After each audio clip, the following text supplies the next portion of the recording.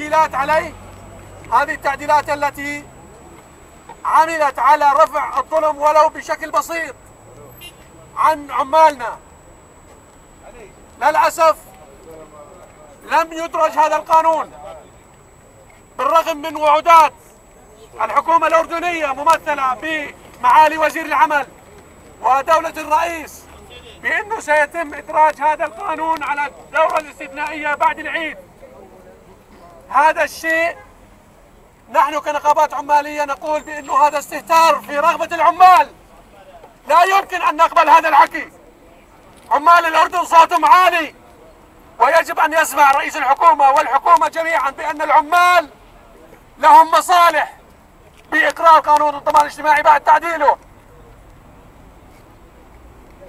أيها الإخوة، إن اعتصامنا هذا اليوم اعتصام رمزي، ولقد تداعى بعض رؤساء النقابات وبعض التنظيمات النقابية لاعتصام هذا اليوم. لن يكون هذا الاعتصام الأخير، ستكون هناك سلسلة من الاحتجاجات ستنفذ خلال الأيام القادمة. أرجو أن يسمع أعضاء مجلس النواب